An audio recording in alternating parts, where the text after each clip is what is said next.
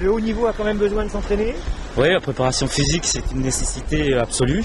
Dans le cadre de la préparation, tant au niveau du matériel, la préparation tactique ou stratégique, il y a une part de préparation physique. Il faut être au top de sa forme pour réaliser les performances.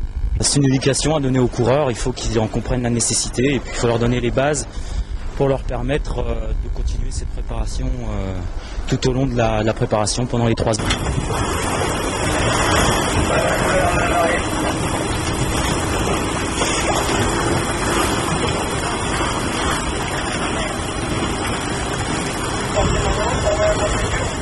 La voile olympique, c'est 10 séries olympiques, chacune avec ses caractéristiques propres, du point de vue du support utilisé, bateau ou flotteur, du gréement, du nombre d'équipiers sur ce support, des gabarits et des qualités exigées par l'équipage pour résoudre le problème de l'avancement du bateau.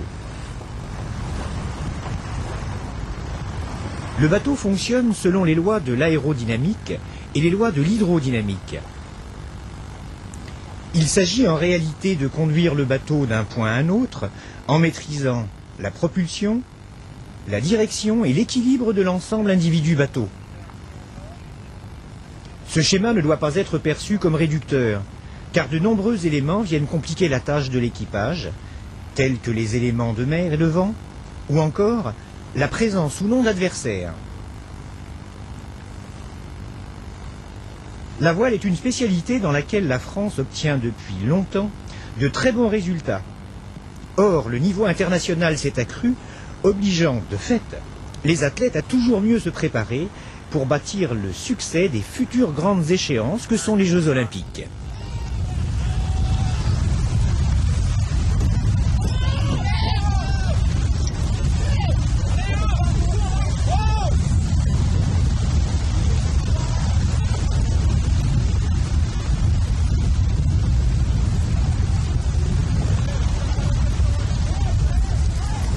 Les différents postes occupés par les équipiers sur le bateau mettent en évidence un certain nombre de contraintes techniques et de contraintes biomécaniques des positions en voile.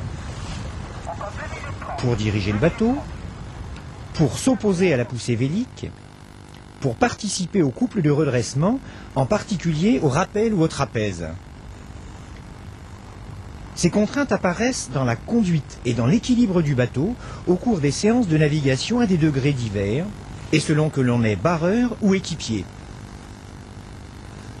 Le travail effectué par l'équipage est un travail dynamique, renforcé par divers déplacements. En perpendiculaire, c'est la rentrée ou la sortie du buste. En longitudinal, c'est le déplacement le long du liston vers l'avant ou l'arrière, selon l'allure.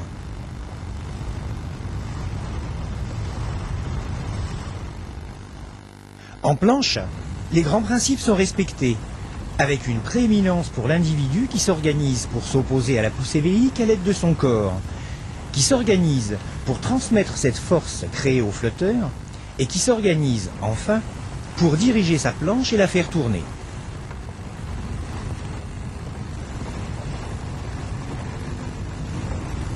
Nous voyons bien que faire avancer le bateau le plus vite possible exige des actions nombreuses, permanentes, éprouvantes, pour l'équipage selon les conditions de mer et de vent. Ces actions, multipliées par le nombre de parcours de régate, leur durée, mettent en évidence les aspects physiques bien réels de l'activité voile. Parmi les qualités physiques requises, nous pouvons retenir la force, l'endurance, la résistance, la vitesse, la coordination, la maîtrise des déplacements, l'adresse, la souplesse, l'équilibre, parmi les plus sollicités, et donc à améliorer et entretenir dans un plan d'entraînement. L'entraînement spécifique voile, basé sur la seule technique, ne se conçoit plus depuis longtemps. Il est indissociable de la condition physique et de la forme, qui permettent à l'athlète d'optimiser ses moyens et de réaliser une performance.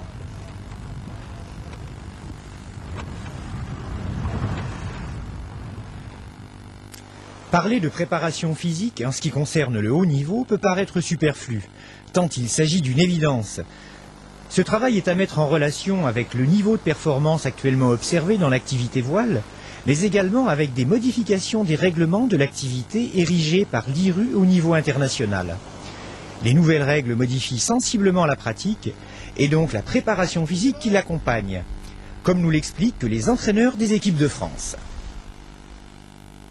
C'est-à-dire que la préparation physique devient de plus en plus importante, non pas parce que le niveau de la compétition augmente, ça c'est au fil des Olympiades, la concurrence est toujours de plus en plus dure, mais principalement dû à l'évolution de notre sport. La forme des parcours, le système de course, plus sollicitant, le temps passé sur l'eau, les nouvelles séries olympiques qui sont plus solitaires, donc à dominante énergétique, font que ce facteur préparation physique devient de plus en plus important. La volonté de préparation physique est clairement exprimée par les entraîneurs, mais ils doivent prendre en compte les spécificités de chaque série et les motivations des athlètes. Les équipiers ne sont pas des mordus du footing. Donc pour travailler le côté endurance, on va plutôt axer sur des activités annexes comme le vélo ou la natation, plus adaptées à leur morphologie, puisque c'est des équipiers qui font au minimum 100 kg. Et sur des périodes qui varient entre 35 et 1 heure d'effort. Pour ce qui est des bords de largue, on travaille plutôt en salle de musculation sous forme d'atelier et principalement sur les membres supérieurs. Sur l'eau, il y a aussi de la préparation physique. Oui, alors la préparation physique sur l'eau est incluse dans les séances d'entraînement. C'est de la préparation en situation, c'est-à-dire que c'est soit sous forme de petits parcours, soit sur des bords qui durent assez longtemps. Et donc ça, on essaie de faire des bords qui durent entre minimum 20 minutes. Hein, c'est à peu près la durée qu'on retrouve en régate.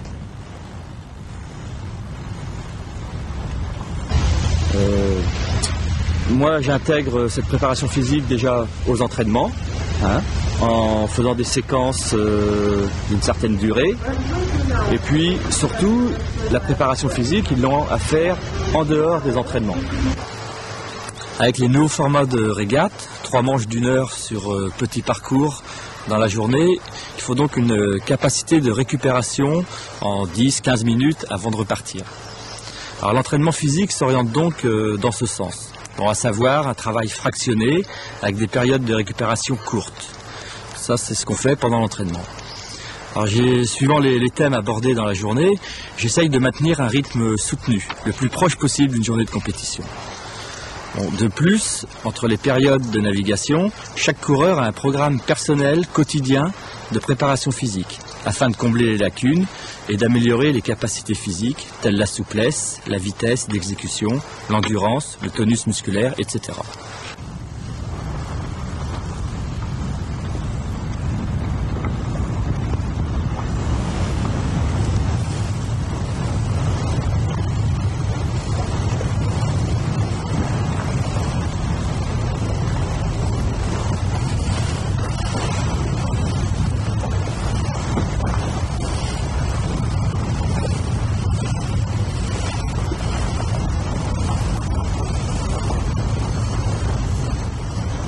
Mais les particularités, c'est qu'il faut à la fois gérer entre guillemets, ce qu'on appelle la condition physique, tout en maintenant le poids. Il y a une base de poids minimum à conserver. Alors il y a des gens qui ont un gabarit limite, qui sont obligés à la fois d'être en condition physique et tout en ayant un minimum de poids. C'est un peu la caractéristique de ce bateau, il faut être lourd. C'est un bateau où il ne faut pas descendre en dessous de 90 kg et 90 kg de muscles. Donc il y a ce paramètre-là.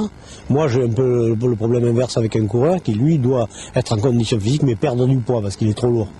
Donc il y a la notion de poids intervient quand même malgré que le bateau soit très lourd. On a fait venir un préparateur physique pratiquement professionnel qui leur a pendant 3 jours expliqué en quoi consistait une préparation physique. Ils ont fait eux-mêmes pendant 3 jours tous les tests physiques, tous les mouvements appropriés. On leur a bien expliqué l'impact que ce paramètre donnait sur le résultat total, de manière à démarrer sur des bases concrètes. Et ensuite, ils ont eu la possibilité de se préparer en collectif avec ce préparateur physique qui leur faisait un programme individualisé pratiquement au jour le jour. Bon, ça c'était un peu le souhait qu'on avait. Puis comme pour chaque préparation olympique, ça a plus ou moins bien marché selon les individus. Et il y en a qui l'ont fait exactement comme il était souhaitable de le faire, et puis il y en a qui l'ont pas fait du tout. Une bonne préparation physique repose essentiellement sur un volontariat de la part de l'athlète. Cette volonté s'exprime plus ou moins bien, mais de nouvelles habitudes sont à prendre. Et elles concernent bien sûr les équipages féminins, notamment les nouvelles venues sur le circuit olympique.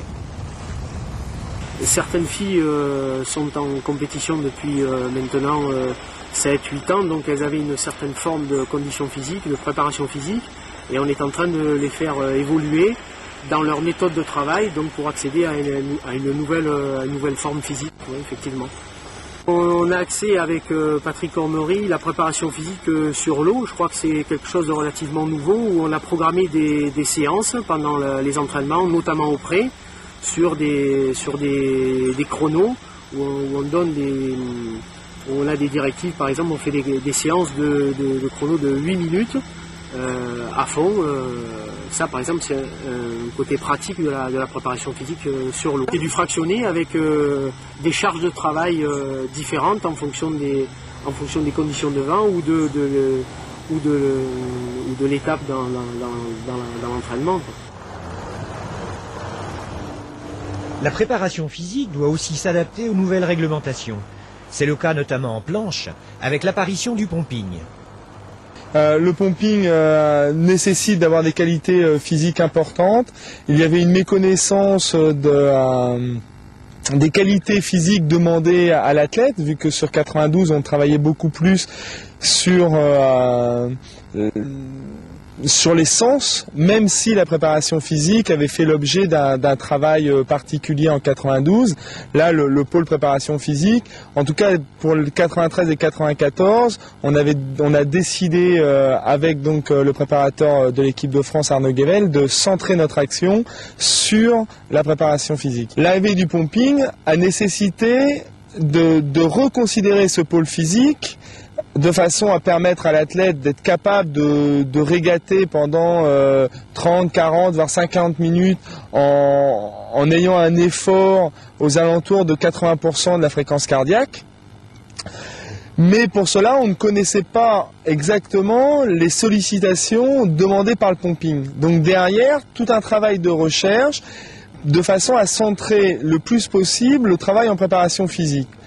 Derrière ce travail de recherche, qu'est-ce que nous cherchions, Arnaud et moi, à mettre en évidence? C'était des systématiques de façon à limiter le temps de travail à terre et de mettre en place sur l'eau des exercices spécifiques qui permettaient à l'athlète de progresser.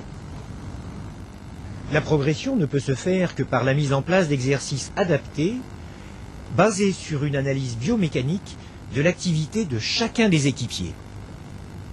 Oui, une préparation physique adaptée au niveau donc de la souplesse notamment, de par les positions adoptées par l'équipage. Donc pour le barreur, position assise avec un angle de 90 degrés tronc-cuisse, donc qui nécessite de la souplesse au niveau ischio-jambier. Et pour l'équipier, dans les conditions de petit temps, les positions très groupées, repliées en pied de mât, qui nécessitent aussi donc des qualités de souplesse importantes. Une nécessité donc de baser l'entraînement d'abord sur de grosses capacités d'endurance, donc pour résister donc à l'enchaînement des régates, donc aussi bien sur chaque championnat que sur la saison. et donc une nécessité donc d'une préparation adaptée pour tout ce qui est l'enchaînement des tâches au niveau de l'équipage, de l'équipier en particulier, donc notamment des régulations à l'écoute donc de la grand voile, et puis pour le barreur des régulations à l'écoute incessantes pour le largue serré pour le barreur. Donc chaque athlète a un programme individualisé de préparation physique, donc qui comporte des séquences de musculation avec des séquences générales d'endurance sous forme de footing ou vélo suivant les choix des athlètes. La condition physique est aussi essentielle pour la navigation en solitaire. C'est une part essentielle et importante de la préparation de l'athlète de haut niveau. Vu le type de bateau, c'est un bateau physique, c'est un bateau à gabarit, c'est un bateau à conditions physiques, et si on n'est pas prêt physiquement, c'est pas la peine de faire une préparation olympique, dans la mesure où dès 8 nœuds de vent on est au rappel, et dès 10 nœuds de vent on porte des ballasts, et si la personne n'est pas prête physiquement, c'est clair qu'elle est pas, c'est impossible de se confronter aux meilleurs étrangers, hein. Et si on regarde l'évolution de la voile olympique actuellement, c'est être capable d'encaisser 3 à 4 manches qui sont de 1 heure, 4 fois 1 heure de répétition, où avant on pouvait se permettre de récupérer pendant les manches, maintenant il faut être à fond. Donc faut être résistant, faut être endurant pour répéter 4 fois 1 heure. Il faut aussi pouvoir récupérer vite dans la mesure où les manches s'enchaînent avec 15 minutes, 20 minutes maximum de récupération entre chaque manche. Donc ça demande ces qualités-là. Et après, le type de parcours demande d'être rapide, d'être vif, d'être dynamique. Et si on ne fait pas une préparation physique poussée à long terme, je ne pense pas qu'on puisse réussir. La préparation physique à long terme ne s'improvise pas. De plus en plus, l'appel à des spécialistes sera indispensable pour répondre aux attentes très pointues des athlètes et des entraîneurs. Car il existe bien une problématique de la préparation physique.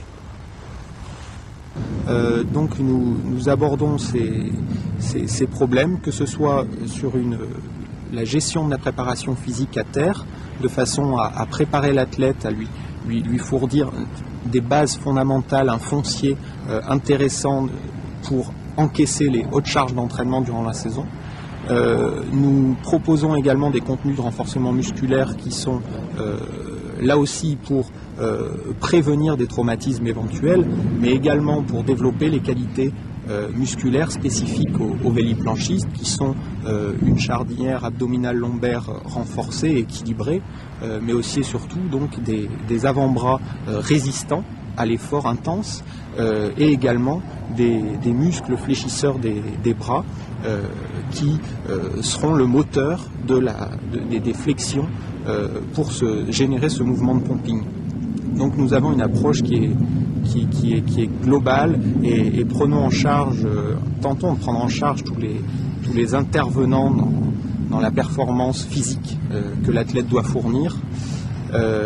Il y a aussi des tentatives de transfert du développement de certaines qualités physiques spécifiques sur le support, donc en entraînement technique, ceci afin de coller, d'approcher au mieux au renforcement, qu'il soit cardiovasculaire ou musculaire, lié à cette pratique, mais aussi et surtout à associer donc des objectifs de développement de certaines qualités techniques ainsi que des objectifs de développement de qualité physique.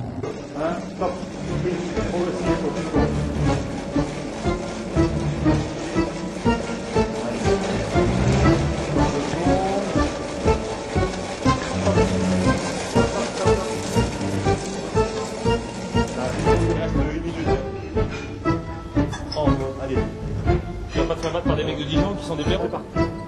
Tu écoutes trop vite. Stop. Stop. Stop. Tu veux pas couler. C'est 2 secondes, hein. Un peu lent.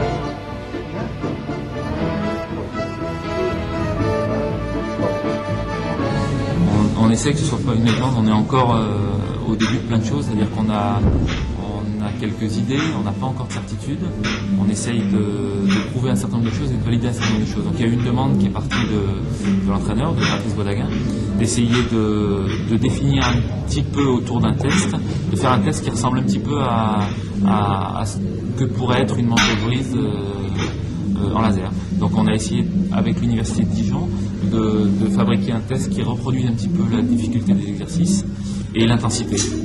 Alors c'était le premier jus aujourd'hui, on va essayer de faire évoluer ce test. Un, ils ont une préparation physique, ça se voit tout de suite sur ce genre de test. Deux, si leur préparation physique est adaptée et correspond à l'activité laser.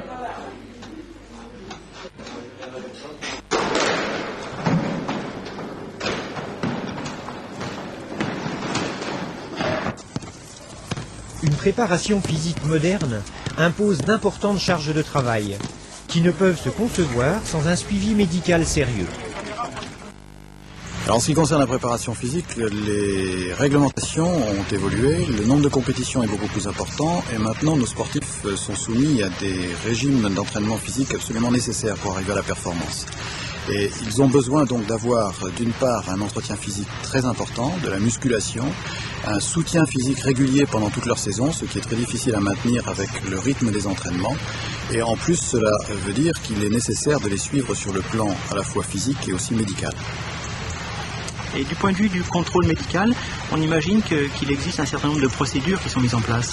Oui, alors sur le suivi médical, on est lié à ce qui se passe en ce moment, ce que je venais de dire précédemment. C'est comme ils ont des besoins physiques et énergétiques accrus, il est nécessaire de surveiller très précisément, que ce soit au niveau de la forme générale de nos sportifs. Ça passe par des examens médicaux réguliers avec le médecin des équipes, le docteur Taché.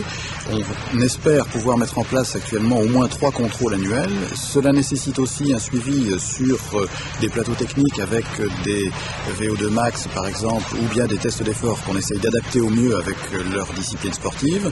Mais surtout, ils ont des besoins très nets en kinésithérapie et en soins réguliers pour éviter d'avoir des contre-performances. Dans le suivi médical aussi, on essaye d'harmoniser la communication avec les entraîneurs et les médecins des centres. Et une nouveauté que l'on met en place à la fédération avec l'École nationale de voile, c'est un serveur télématique sur lequel on aura un dossier médical personnalisé de chaque sportif, ce qui permettra d'accélérer les procédures, qui permettra d'avoir une connaissance plus précise de l'état de nos sportifs dans un moment beaucoup plus rapide, alors qu'avant les transmissions de données entre l'entraîneur, le kinésithérapeute, le médecin étaient parfois longues et laborieuses compte tenu de la fréquence des déplacements. Donc ce qui fait que dans cette nouvelle structure, j'espère que notre équipe médicale sera la plus proche possible de nos athlètes pour préparer les Jeux d'Atlanta. À la suite des différentes interventions que nous venons d'entendre, entraîneurs, préparateurs physiques, médecins, est-il possible de faire le point aujourd'hui sur la préparation physique au sein de l'APO ? Oui. Tous les entraîneurs ont effectivement dit des choses particulières sur le plan du physique qui concernaient leurs séries respectives et ils ont tous dit des choses vraies, chacun à leur niveau. Je vais essayer effectivement de faire le point. La préparation physique en voile, quelle est son utilité ? Moi j'y vois trois intérêts essentiels. Le premier, c'est de se fabriquer une réserve d'endurance, une forte capacité d'endurance. Pourquoi ?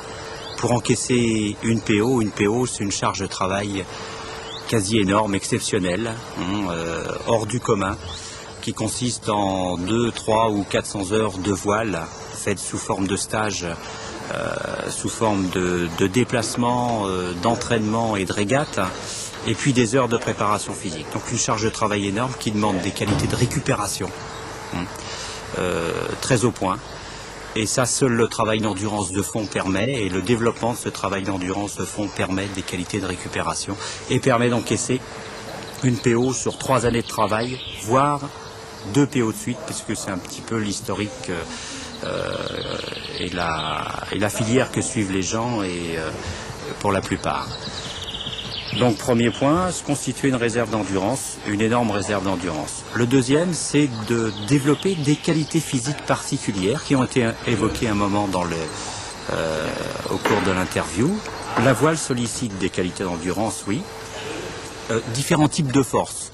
Haute, basse, d'endurance, de force, voire plus de puissance, suivant les différents supports auxquels on est confronté et suivant les différents postes, équipiers ou barreurs. La force est présente, l'endurance est présente, la force est présente. La souplesse, beaucoup de qualités de souplesse. L'entraîneur de Tornado, Philippe Néras, l'a évoqué. Les équipiers de Tornado sont soumis, suivant les conditions de temps, à des positions quasi invraisemblables qu'ils sont obligés de tenir pendant des heures. La souplesse et étirement pour, encore une fois, comment dirais-je, supporter les contraintes de l'activité et puis récupérer d'efforts violents et particuliers. Donc qualité de souplesse, des qualités de vitesse et de coordination. On le voit bien sur les images des planchistes. Les images de planchistes, les images de double, toutes les manœuvres en double sollicitent la coordination et des qualités de vitesse sur des petits déplacements, équipiers de seule ligne, équipiers de 470, équipiers de double. Voilà le deuxième intérêt de la préparation physique. Et enfin, il y en a un troisième, auquel tout préparateur physique s'attache particulièrement. Dans la préparation physique, utiliser la préparation physique fait appel nécessairement à des méthodes, voire des stratégies, si vous voulez, c'est un petit mot à la mode. Ce sont des organisations générales. C'est comment on va faire, quel contenu on utilise pour, par exemple, 7 semaines, 8 semaines avant une grande compétition, avant une échéance. Qu'est-ce qu'on place? Du footing, du VTT, un peu de musculation, de la gymnastique à domicile, du travail d'étirement, des séances de récupération. Comment on organise tout ça? Comment on place, comment on organise et on dispose son programme pour être au top de sa forme au moment voulu. Et dans ça, il y a des enjeux de préparation, il y a des apprentissages qui se font à propos de la préparation physique qui sont essentiels. Et la préparation physique est un excellent média pour rentrer dans et toucher à ces méthodes de préparation. Les méthodes de préparation qui, nécessairement, sont transférables à des méthodes de préparation plus générales qui consistent à quand on vise la médaille, par exemple. Voilà les 3 intérêts essentiels de la préparation physique.